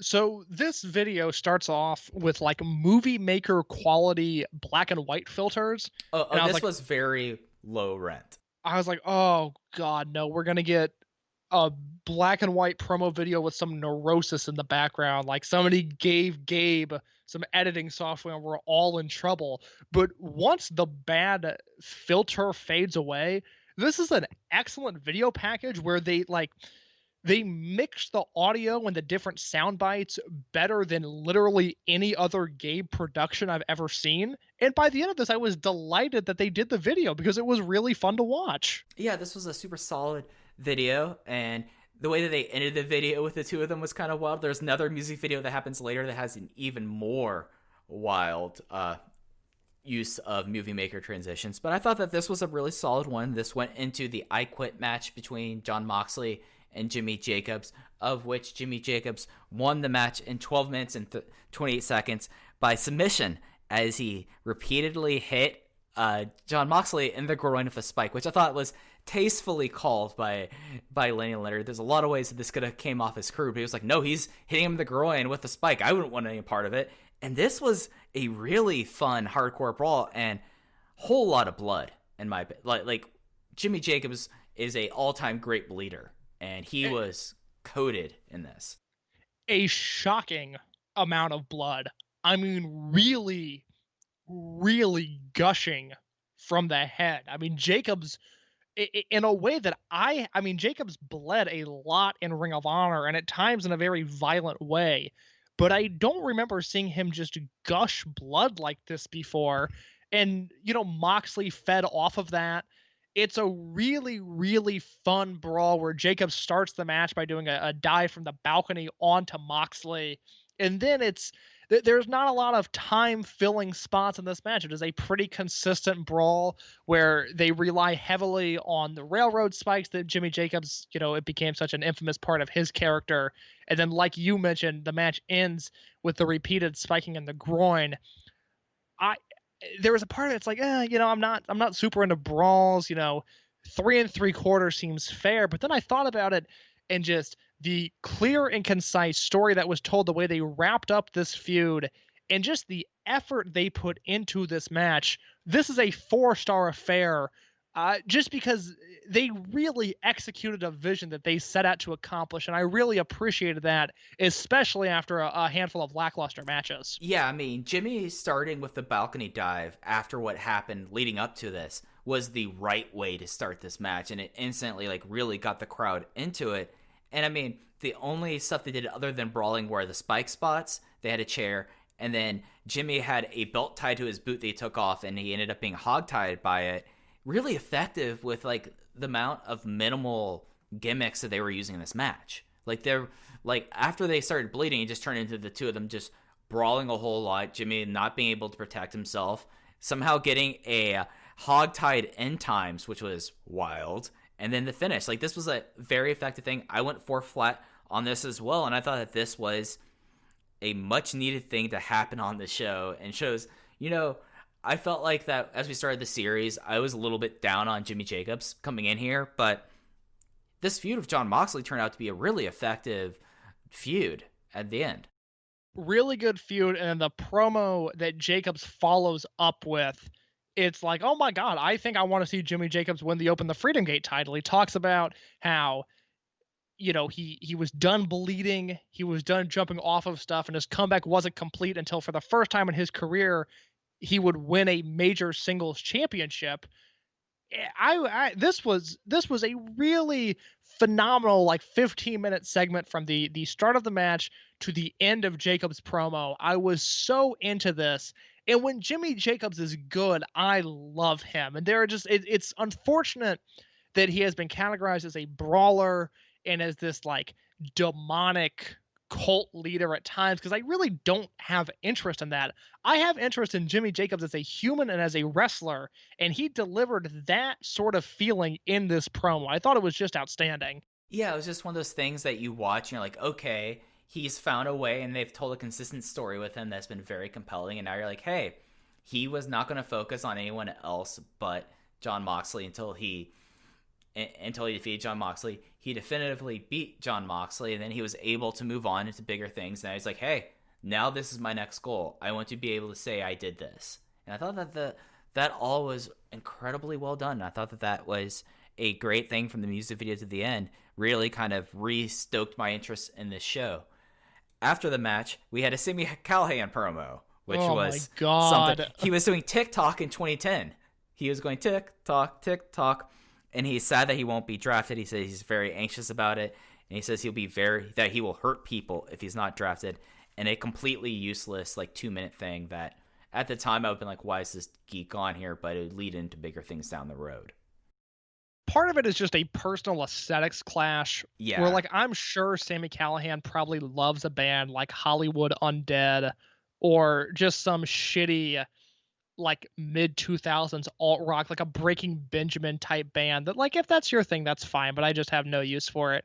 But my God, the 90 seconds that Sami Callihan was on the screen on this show was so obnoxious, and I am just concerned. Sammy's someone I go really hot and cold on, because I've been consistently watching AEW for 5 years now, and consistently Sami Callihan has been pushed as the main event act. And I have seen him have some abysmal brawls, and I have seen him have some really excellent matches. And my feeling on Callihan changes by the month. I'm really afraid of what we're about to get into with Sami Callihan, because I have no idea how I'm going to feel about it with a decade of hindsight. Yeah, and he's already at this point the hot couch guy of pro wrestling, just before even becoming the true hot couch guy of pro wrestling. It just was a useless 90 seconds here.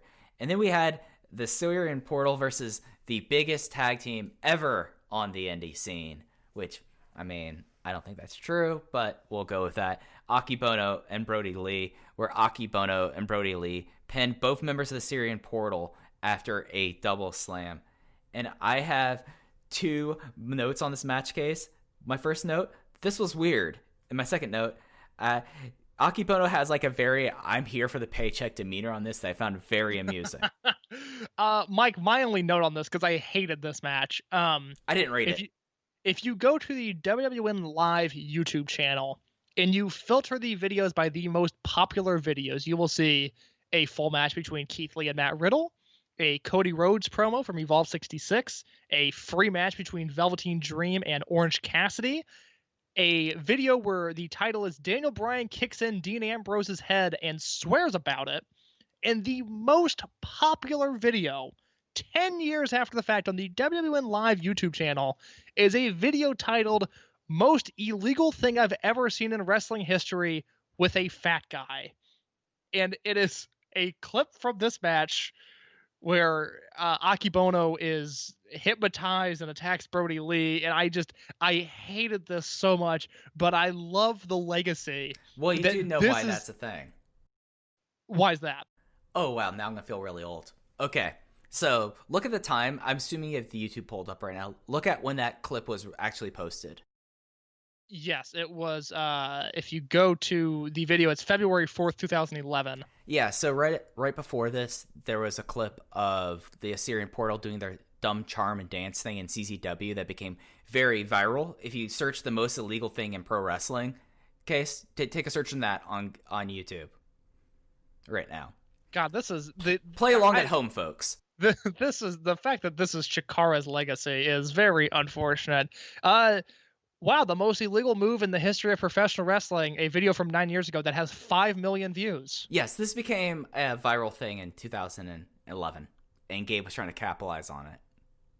That sucks. I hate that this exists. Well, this was such a viral thing. This was getting on Tosh 2.0 or Tosh.0, whatever that terrible show's called. I like Tosh 2.0 too. Yeah, showing my age in a lot of ways here tonight. But yeah, so yeah, that's why that's the most popular thing. That became viral, and Gabe tried to hop on it. God bless Gabe Sapolsky for trying to follow a trend. I mean, that's really one of his big things is that he finds a trend, he will try to hammer into the ground. Isn't that true, Case? In a way, yes. Yeah. So post-match, Akebono and Brody Lee break down and they have a brawl. Masato Yoshino is the first one out there to try to break this thing up, which, buddy, you're the Dreamgate champion. You don't have to be out here with a bunch of geeks. So, and then they had a brawl. Akebono had a very charming theme that Brody Lee had to come out of. Those are my single thoughts about this match. Case, you have anything else about this? I'm ready to move to the next segment. All right, next segment was Homicide, who is glad to be in DGUSA. He said that the Indies are on the way up and he said the Indies are on the way down and DGUSA is on the way up. John Moxley attacks him and challenges him. It was an amazing promo by Homicide in the sense that he had absolutely nothing to say. He criticized the independent scene and almost criticized Dragon Gate USA unintentionally. He couldn't really get his words out, and then Moxley attacked him and thankfully put an end to it. Homicide is already up there with Teddy Hart and Paul London as probably the worst people to appear on DGUSA, judging them just by their DGUSA au revoir. All right. Luckily, the semi-main event was a tag team match between Kamikaze USA members Akira Tozawa and Yamato versus the Warriors International members Ashima and Genki Horiguchi. This went 24 minutes and 2 seconds, and Yamato won with the Galleria on Horiguchi. And boy, they loved Genki Horiguchi here. And how couldn't you? His hair was tremendous here. They worked like the first 5 minutes around Genki's hair, and it just was like a very fun Korakuen main event level tag match. Yeah, seeing Shima and Genki team was a nice novelty because they team a few times during this era of Warriors International, and they team a few times at the beginning of 2011, or I guess through 2011 rather, as Blood Warriors, but we never see any of those matches on TV. So to my knowledge, in terms of a straight 2 versus 2 tag, this is the only time we ever see Shima and Genki teaming with one another, because other than that, they're never in the same unit. Once again, Tozawa jumps off the screen as like, wow, this guy is figuring it out. Unfortunately, I didn't love this match. I thought it was, it's the star power of a Korakuen main event, but I kind of thought it was like not an opening match, but a first half of the show level Korakuen tag in the way that it was worked. Oh, I thought that this was really fun with like Shima just like trying to blister Tozawa with pops. Tozawa really starting to come to his own here, and I thought the beating that Tozawa took and even playing a heel being that compelling, I thought that was remarkable. I ended up, this was my favorite match on the showcase. I love this. Really? I mean, Tozawa meter, 1. Yeah, that's fair. I mean, again, Tozawa jumped off the screen, and I do think it was a particularly good Shima performance. Small venue in America. He seems to thrive in that environment. I mean, I went 3.5 with it. I didn't hate the match, but you look at the names on paper, and you're like, wow, this could really be something. And I never felt like it was approaching greatness at any point. Oh, I just thought that for this era, for like having like this combinations, like Yamato and Tozawa never really team that much. So I thought that was like unique, and there's just like a lot of things with me that I went 4.25 on this. I'm shocked. Even with the Tozawa bump, I'm shocked. I just thought this was like a lot of fun. I thought the Galleria that he had on Genki was really solid, and then maybe it was that I rated this after I saw the segment afterwards, and I had a good feeling after watching the next segment that I was like, all right, this is rad. I really like this. So maybe I'm too influenced by what all happened after this match and Tozawa to give it a bump. Maybe it's probably realistically 3 3/4, but Mike, stand by your rating, my man. Be strong in your conviction. I am not here to deter you from loving this tag match that I thought was just okay. I thought that it was just one of those things like Genki was so over, Tozawa took a beating. Yamato still at this point is like the most charismatic man in wrestling. There's a lot here that I think you're giving this match too little credit. Maybe I'll go back and rewatch it. I don't know. I just this is our most divergent match I think we have had so far on this series. Probably, because again, I liked it, but I just watching it, I was like, man, I wanted that to be a little bit more. And I liked the novelty of Shima and Genki together. Like I said, good Shima Tozawa dynamics. But yeah, I thought it was just okay. Fair enough. After this match, we had one of the more important angles in DGUSA history, as Gargano hit the ring and was asking Shima one more time to invite him into Warriors International. Shima picks up the microphone, and before he's able to say a word, he is attacked, and Chuck Taylor and Rich Swan run down. They attack Ricochet, who was at ringside. Somehow Genki Horiguchi got out scot-free. Good for him. Good for him. And then Chuck Taylor grabs the microphone and says, "Hey, I've been learning Japanese." And Swan, Gargano, and we're now called Ronin, as Ronin is formed. I know we were like making comments of, are we going to make jokes about how the unit that would be called Ronin? We didn't have that many shows to make those comments about. They formed immediately.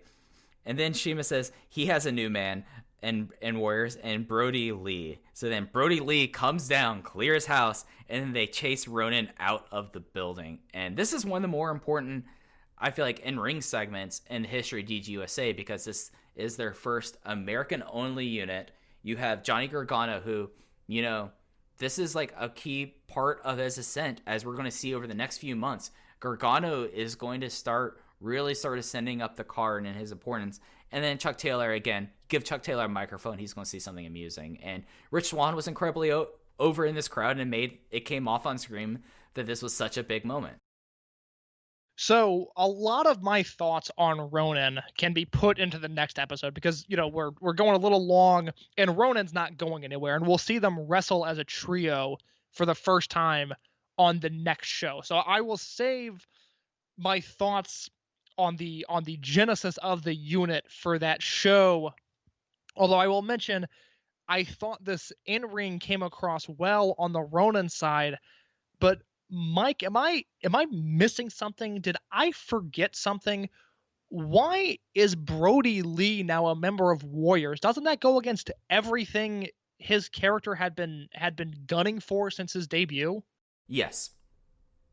Okay, no, that makes me feel better, because I knew Brody Lee was a Blood Warriors guy, which we'll talk about at length in a few weeks, but I didn't remember him having any lineage to Warriors themselves, and so I didn't know that's who Shima was calling out when he made the announcement. And then he came out, and it was good, but it made no sense to me. No, it is something that, in retrospect, it made sense why they added him in here. At this moment, it did feel like that Dragon Gate probably said, we want Brody Lee with Shima. We need to have Brody Lee and Shima. And this might be a thing where the two sides were not completely on the same page. Gabe did not know what Dragon Gate USA's plans were for 2011 and 2012, which would make clear sense why Brody Lee would join Blood Warriors, the unit that would become Blood Warriors. But for right now, does feel very awkward, and in retrospect, does make his first. How many shows has Brody Lee been on? He's been on since Canada. Since the second Canada show. So, he made his debut there. He worked the anniversary show in the two Midwest states. So we're looking at, this is his fifth show. Fifth show, pretty much half a year kind of thrown out the window. Yeah, very, very confusing segment. I did not understand this. Yeah. So we will save your Ronin takes for later, and we'll get more in depth into Ronin next week. But that then led into a music video for them. Actually, no, there was one more segment before this. As Austin Aries was furious, and he announces that the next show, the next night, which you could travel and there are tickets available, Lenny Leonard was helpful to say, and it's not too far of a drive from either New York or Philadelphia and Rahway, New Jersey, as we'll get a new trios match that's booked that he would be joining Warriors for the night, as would be Aries, Ricochet, and Genki Horiguchi versus Ronin. And then we had a Hulk and Shingo music video before the main event. Yeah, I can transition to the Hulk versus Shingo match if you're ready. Yeah, go right ahead. This was the Open the Freedom Gate title match. If Hulk made the successful defense here, it would have marked a year as champion for him, because he won the belt in November of 2009, and this is October of 2010. And this is the semi-main from this past year's 2010's Kobe World. And it didn't really strike me until I was sitting down and watching this match, because I had not seen it before, just how big of a deal it is that Gabe was able to finagle his way into booking a Hulk versus Shingo singles match in America with a clean finish, and with a finish that BB Hulk went over in. Because if you look at their career statistics, and this is factoring in all of their matches through 2018 when Shingo left the company of Dragon Gate. But Shingo all time is 6-5-1 against Hulk. If you don't count their King of Chop matchup in 2012, which Shingo also won. But a lot of those BB Hulk wins are coming after the fact. He beats him in 2011, he beats him in 2014, and he beats him in Shingo's farewell. So the idea that, you know, Hulk is knocking off Shingo at this point is huge, and he defends his title against him. So in just the scope of this match, it feels like a really big deal that it's happening. And then on top of that, I mean, look, it doesn't compare to 2010 World. It doesn't compare to even 2008 Kobe World, which I was looking at some GIFs of that match a few days ago, and I need to go rewatch it in full because I was looking at GIFs going, man, I really love that match. And it's a super good Shingo performance in particular. It's not even as good as Final Gate 2014, which, as we know, is, you know, kind of the end of BB Hulk in his era of being able to be agile and being able to move around the ring. Before he fell apart. Let's call spade a spade here. Before he crumpled into dust and became what he is now. Because of that match. It's not the upper tier Shingo versus Hulk match, but Mike, I thought this was excellent. I mean, it's Hulk versus Shingo, which is the simplest formula there is. Shingo is going to beat up BB Hulk, and BB Hulk is going to have to deal with it. And then Hulk will make a comeback, and it just kind of depends on how successful that comeback is in terms of the result of the match. Mike, I went 4.5 on this. I really, really like this match.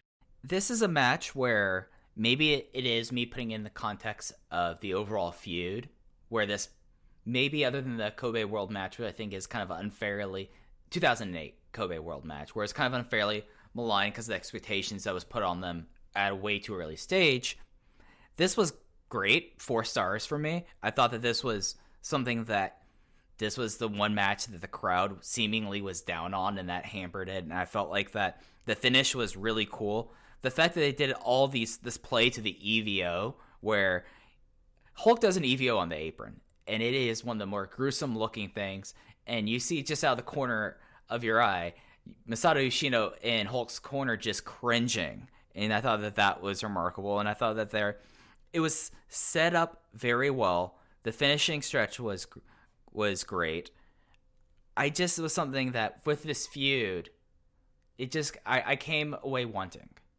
And I came away wanting in a way that I know the future matches that he would have with between BB Hulk and Shingo Takagi would become exceptional. The matches they had before that. This is just like, this thing is like remarkable in a way of like when New Japan did Okada and Tanahashi at the G1 show in Dallas. That's exactly it.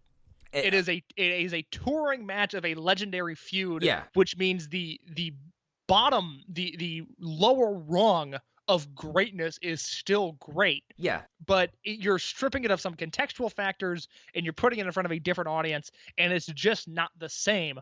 Although, like I said, I loved the match. Yeah, no, I mean, 4 stars. That's still on this show one of the best matches on the show, other than my stupid broken Akira Tozawa brain. So it's one of those things, and like there's like little moments here where like Shingo has one of his great Berserk dickhead moments where he hits the EVO and he just looks so proud of himself for doing it to Hulk. And Lenny is great on the call going, he just did Hulk's move. He did the EVO. Shingo Takagi. And he just sounded so frustrated with it. It was like a great like babyface announcer call of that. It just was one of those things that maybe it is something that is divorced of context and it's a touring match and it's neat that it happened. It's just this match happening here versus like a Mania weekend match, like having this here is the thing that's like, or Philadelphia or Chicago.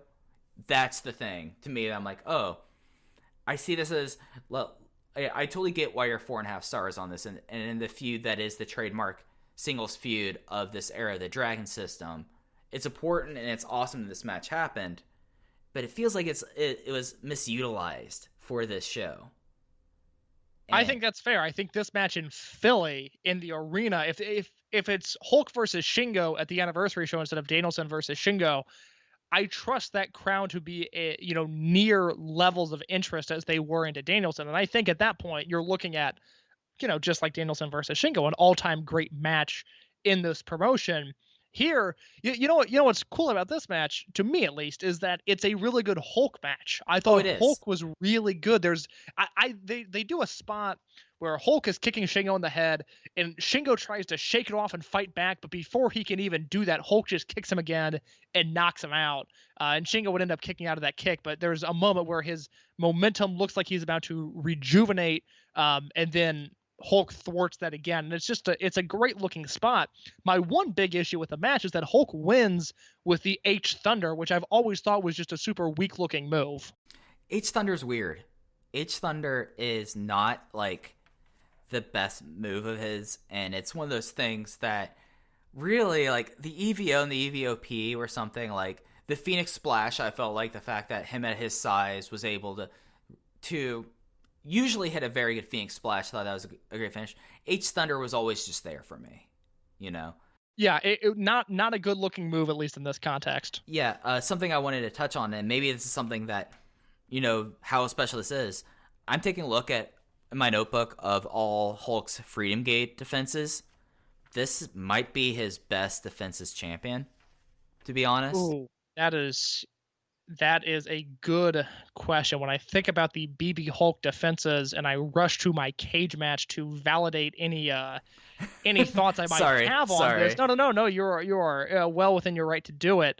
Yeah, this is the best match of BB Hulk's title reign. Yeah. And how appropriate is it? It's against his career-long rival. So yeah, you mentioned the landmark feud of this generation. It's the landmark feud of Dragon Gate. There's still, Crazy Max versus M2K, yes, but there was not a definitive singles match in that feud. And the same thing can be said for Blood Warriors versus Junction 3, which we'll talk about at length as this show goes along. But in terms of a traditional singles feud, it's BB Hulk versus Shingo Takagi, and nothing is even close in second place. Shima versus Mochizuki. Yeah, but I think a lot of that falls on what you think of the Final Gate 2011 match, which I don't think is a very good match, because you have the hair match in 2001 that I like, but is very much a product of Toryumon at that time, which I think limited great singles matches for as much good in-ring action as there is that year. And then Final Gate 2011, I haven't seen it in years. Maybe my opinion would change on it, but it is unfortunate because I think it is one of the best built matches in Dragon Gate history, on the same level as a Shingo versus Yamato in 2016. But Shingo versus Yamato in 2016 is a match of the year contender at Kobe World, while I think Shima versus Mochizuki at Final Gate 2011 was actually a huge letdown in the ring. Okay, that's fair. Yes. I might rewatch that 2011 one because I remember loving it a whole lot. So I think I was actually really much more high on that Final Gate match, but also I think that was also context at the time, and in what I thought was one of the best periods of the promotion. So that makes sense. So yeah, that was not it for the show. As post-match, Yamato immediately ran out, laid out Hulk, but then Yoshino came in for the save, and Yoshino did the go home promo, which was different from than the Shima go home promo, where Shima always said, "Did you have a good time? Did you have a good time? Are you ready for us to come back again? Will you come see us?" This time, Yoshino did a very understated, but he made it into a call where it's Dragon Gate US. Hey! And I thought that was kind of charming. Oh, it was a lovely way to end what was a thumbs in the middle, one of the weaker Dragon Gate USA shows up to this point. Yeah, and it's something that after pretty much since they got back from Canada, they were having nonstop bangers. Like, they were on one of the better stretches of the year.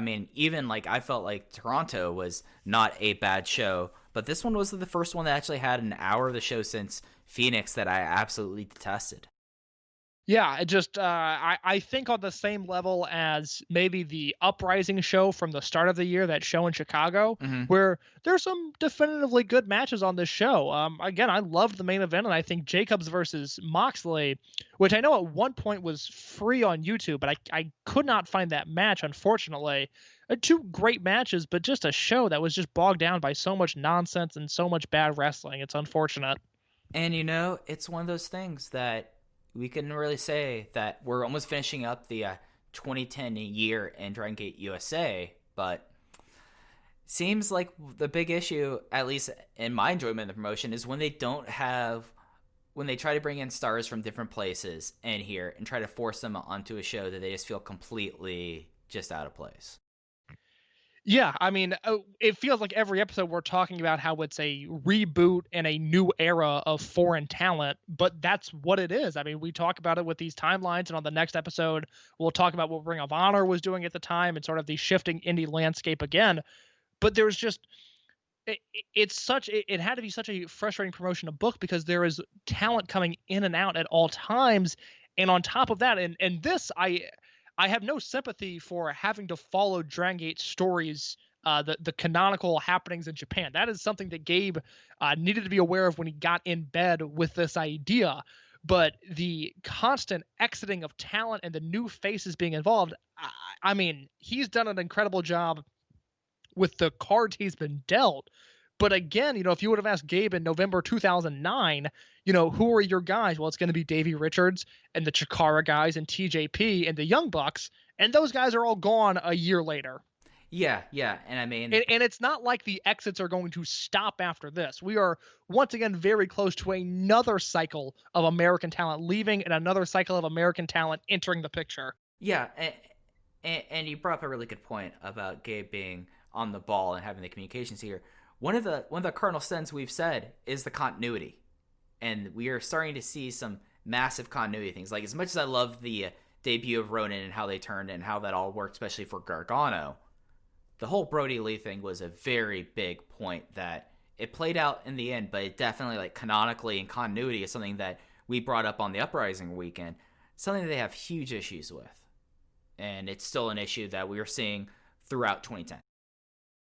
Yeah, it'll be interesting as we go along. I'm really excited for the shows in the distant future. I look at I say that not to slam Freedom Fight because it's a show I have not seen, but I look at just the names of some of the shows in 2011, and I remember watching those shows on video on demand or on DVD at some point, and I'm really excited for the era of the promotion we're about to get into. But I think much like the WrestleMania weekend shows from Phoenix, to be quite honest, we're just in a transitional era, which, again, people are listening to it are probably sick of us saying that, but that's just what it is. It's just a constantly evolving company, and some weekends are good, and they fiscally couldn't afford to have bad weekends, but some weekends are good and some weekends are bad. Yeah, and you brought up 2011. There's one last Dave note that I wanted to touch on before we get out of here. This is from the November 15th Observer. This was the one that had a lot of stuff about iPPV, but it did have something looking forward in the promotion that I thought that is worth talking about. As he says, and I quote, "The plan for 2011 is to run 6 weekends, one every other month, generally with a Friday night iPPV show, and then a Saturday night taped pay-per-view DVD, basically. In January, they're going to do 2 or 3 shows in the Northeast, including a Philadelphia date, a date in the New York market is being looked at, and then a 3rd show in Union City, New Jersey. The tour will be built around creating a tag team championship with the Open the American Gate. That title will end up being called Title Tournament. The 2nd tour will be in Atlanta with 2 shows over WrestleMania weekend.